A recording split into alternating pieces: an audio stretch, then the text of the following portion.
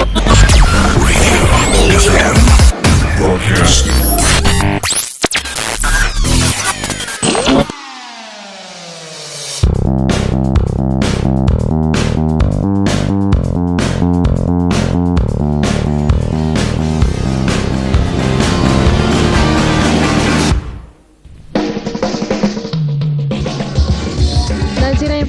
FM PTBN Radio. Hai, selamat malam. Ketemu lagi Jakadara dan eksekutif muda penikmat musik di Surakarta dan sekitarnya.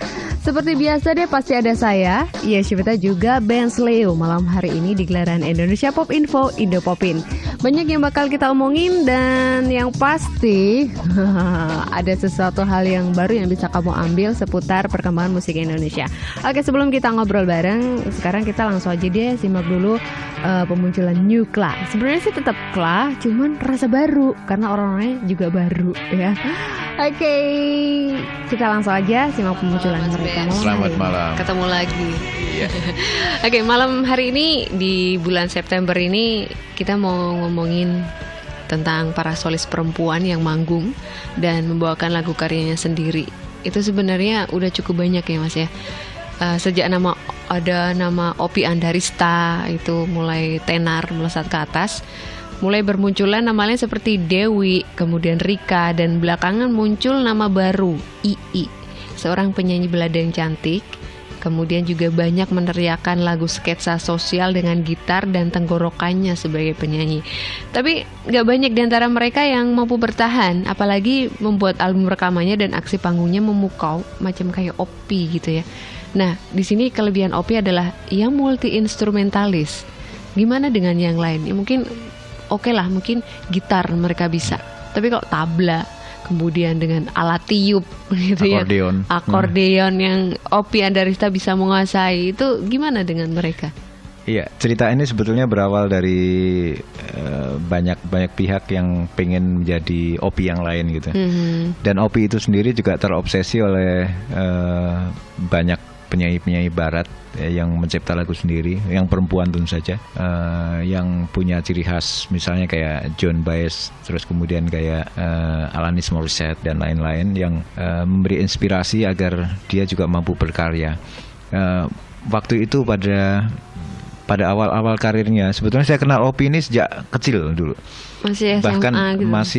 masih SD saya kira. Waktu SD itu dia sering mengikuti lomba-lomba nyanyi waktu itu. Dia orang Padang ya kalau nggak salah. Iya. Di Jakarta ini anak ini sudah ketahuan bandelnya dari kecil. Zaman-zaman SD dia sudah mulai menyanyi, mengikuti kompetisi-kompetisi itu, dan pilihan lagunya tuh beda sama yang lain. Kemudian waktu itu saya ingat sekali dia menggemari suara dan kecakapan dari Julius Tanggang. Waktu itu Julius Tanggang masih penyanyi remaja imut gitu. Umurnya masih berapa ya? Julius Tanggang mungkin masih 12-an tuh, Opi di bawahnya itu ya. Jadi Julius idola remaja waktu itu. Julius tuh udah SMP gitu, Opinya masih SD. Nah, setiap kali kemana-mana Julius tuh nyanyi di mana dia ikut. Saya agak terkejut sewaktu Opi mulai SMP kelas 3. Kalau nggak SMP kelas 3 ya sudah kelas 1 SMA. Tiba-tiba dia masuk ke komunitasnya Slang. Jadi di Jalan Potlot gitu. Ya kok bisa makanya itu lompatannya bisa nongol di situ siapa yang bawa gitu. Jauh gitu. Dan di sanalah Opi itu rupanya obsesinya untuk berkarya itu justru dibentuk pada saat dia masuk ke komunitas Slang. Awalnya dia satu-satunya perempuan di sana. Artinya orang-orang yang suka sama musiknya Slang itu kebanyakan laki-laki. Tapi Opi sendirian di situ dan dia seperti berguru pada kakak. Terus ya masih waktu itu masih ada Pai, masih ada Indra Kadarsi, Indra, masih ada Bongki, dan juga tentu saja Mas Bim Bim masih ada di sana. Imanes udah ada waktu itu ya. Iman ada di yang lain. Jadi yang di Slang itu yang lulusan sana itu kan ada Imanes, almarhum ya, sekarang udah almarhum. Terus kemudian ada satu lagi Anang gitu ya. Anang punya band sendiri. Katrina. Ya, dan di Kidnap ini kan ada drummernya itu sebetulnya adiknya Mas Bim Bim juga, Mas Tok namanya. Nah, pada saat Opi itu berkembang, dia mulai menyanyi sendiri dan berkarya sendiri. Terus kemudian dia belajar main gitar, dia bisa main gitar.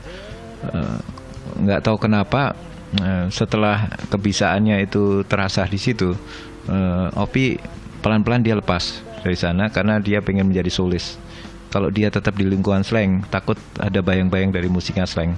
Akhirnya dia keluar dari komunitas itu dan kemudian berdiri sendiri membentuk BOP, bandnya Opi. Jadi biasanya namanya Opi and BOP itu adalah Opi dan bandnya Opi. Di antara bandnya Opi ini adalah orang-orang yang juga sering nongkrong di temannya slang gitu. Jadi udah tahu karakternya Opi udah tahu gimana karakternya gitu ya? seperti apa. Dan band ini selalu mengiringi Opi dengan membawakan karya-karya Opi itu sendiri dengan sentralnya pada Opi.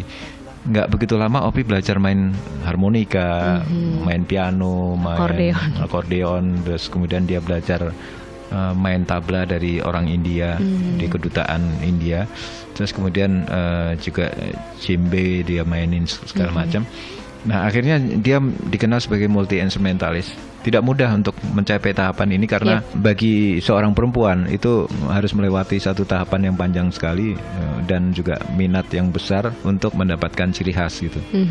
Karena banyak pemusik lain yang perempuan itu hanya bertahan karena dia bisa menyanyi sambil mencipta lagu sendiri tapi tidak mampu untuk memainkan alat musik. Nah, kemarin waktu saya kebetulan punya acara untuk hari Minggu namanya Bintang Sekolah Indonesia untuk Antv. Opi sempat saya kontrak untuk satu kegiatan ini di SMA 6 Jakarta dengan persyaratan dia harus memainkan semua alat musik itu. Dia protes, Mas Ben, saya nggak ada pianonya ya. Kenapa emang? Ya saya kan bisa main piano jika nggak disiapin piano. Dia protes juga. Yang dia mainin waktu itu adalah harmonika, akordeon, kemudian gitar, terus drum dia main juga nggak ya? Drum sebenarnya dia bisa, cuman waktu itu nggak dimainin drumnya. Tapi yang dia pengen membuktikan tuh bahwa dia juga bisa main piano gitu. Dalam beberapa kesempatan dia juga main piano. Nah inilah yang tidak dimiliki oleh penyanyi-penyanyi lain termasuk Dewi, Rika.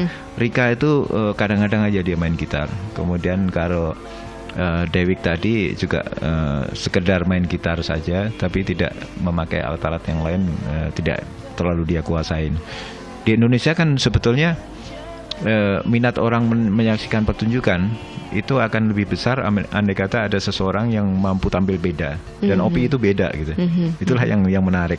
Tidak sekedar beda dalam di atas panggung tapi juga beda dalam pembuatan lirik-lirik lagunya. Lirik-lirik lagu dia kan dikenal sketsa sosial dan perempuan protes, terus kemudian ada yang lucu-lucuan, nyindir kanan kiri ya seperti halnya cuma khayalan kayak gitu. Itu kan lucu tapi juga nyindir orang gitu ya. Orang berpikir tentang untuk jadi kaya seperti apa kayak gitu.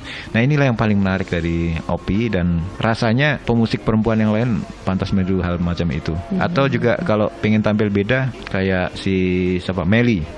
Melly tuh sebagai performer dia juga beda. Liatin aja kalau dia manggung, wah gila itu. Rambutnya pasti beda warnanya, bajunya gitu. Pernah suatu saat ada kesempatan lucu dulu waktu News Musik masih ada. Saya ingat sekali edisi pertama News Musik itu covernya adalah Melly. Tiba-tiba dia pengen tampil di cover itu justru dengan make up dia sendiri. Tapi make upnya tuh lucu, cuman separuh di make up, separuh enggak. Kita sempat nanya, Mel, loh kok gini anunya tampilnya gini. Justru ini. Jadi rupanya dia dulu pernah tampil itu salah make up gitu. Jadi make upnya yang satu tipis satunya enggak gitu. Pada akhirnya justru yang kayak gitu yang dia inginkan agar orang itu melihat ini sesuatu yang nyeleneh dan nyeleneh itu unik gitu. Nah itulah yang dia lakukan. Pada akhirnya di cover itu justru orang banyak tanya, gila loh covernya kok menampilkan Melly yang satunya make up satunya enggak, mukanya itu jadi sebelahnya di make up sebelahnya enggak. Ini yang dimaksud tentang penampilan beda itu yang satu diantara seperti itu. Dan Melly mampu melakukan hal macam ini dan berani gitu. Dia juga tidak peduli dengan bentuk badannya yang kayak apa. Kadang-kadang badannya udah gede kayak gitu. Bulat banget. Badannya gede terus dia juga pakai baju yang ya suka-suka dia aja. Super heboh juga. Betul. Gitu. Nah kadang-kadang tampil beda itu untuk Indonesia, ukuran Indonesia juga sesuatu yang sebetulnya pantas dilakukan sepanjang itu cocok untuk musiknya dia. Kecuali kalau musiknya nggak cocok, tampil aneh itu mungkin akan disuruh turun. Tapi selama ini yang saya tahu orang-orang kayak Melly, kayak Opi itu adalah memiliki penggemar yang sebetulnya sangat menyukai sesuatu yang beda di musik Indonesia. Gitu. Cuman sayangnya memang Opi Andarista albumnya tidak selaku Melly ya. Ya, tapi frekuensi show-nya cukup bagus. Salah satu buktinya adalah dia baru saja pulang dari Vietnam kemarin, tampil di satu festival musik Asia, dan di sana dia tampil 3 kali di Hanoi sama satu kota lagi di mana gitu ya. Justru dia menampilkan dalam konsep musik yang seperti ini tadi.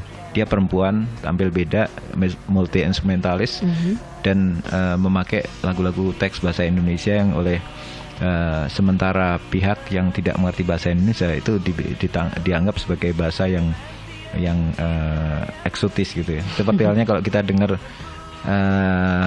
lagu-lagu Jepang gitu, yang biasa disebut Japanese pop. Itu kadang-kadang kita mendengar orang menyanyi lagu Jepang itu ini eksotis lucu. Juga lagu ini lucu, itu didengar lucu, dan itu menjadi ciri khas dari Opi Andarista waktu dia tampil di Vietnam beberapa saat yang lalu. Dia baru pulang tanggal berapa ya kemarin, tanggal 20 Agustus kemarin baru pulang dari Vietnam, selama seminggu dia manggung di sana. 17-annya di sana ya. Oke, itulah tadi obrolan kita tentang para solis perempuan yang sebenarnya yang multi instrumentalis itu ternyata masih bisa dihitung dengan jari ya. Banyak kesempatan untuk bisa mempelajari semua alat musik. Orang pasti bilang, ih perempuan pasti gak sabar kalau belajar kayak gini gitu ya kali ya. Okay. Tadi disebutin ada nama Ii. Oh iya, Ii. Saya pengen cerita. Ii ini masih muda ya. Baru kita kenal di komunitas musisi Jakarta ini, baru dikenal dalam paling banter setengah tahun terakhir ini. Penampilannya yang pertama sebetulnya justru sewaktu TPI punya acara, kalau nggak salah acaranya apa ya, semacam kayak kampanye, bukan kampanye itu, kampanye atau gerakan-gerakan sosial gitu loh, yang apakah itu tentang politik, tentang kemanusiaan segala macam, itu di TV.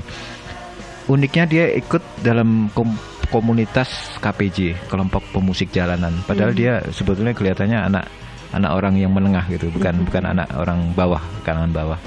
Karena apa? Karena kalau ngelihat secara fisik ini nggak mungkin orang kalangan bawah, dan bukan pengamen. Bentuk orangnya itu bukan pengamen. Anaknya cantik, rambutnya panjang gitu. Dia mampu main gitar, dan lagu-lagunya sketsa sosial. Bahkan beberapa lagunya itu, lagu yang terbaru diberi judul apa ya? Keinginanku kalau nggak salah. Itu bercerita tentang keinginan dia terhadap calon presiden nanti gitu. Ini lagu ini kan punya aktualitas gitu.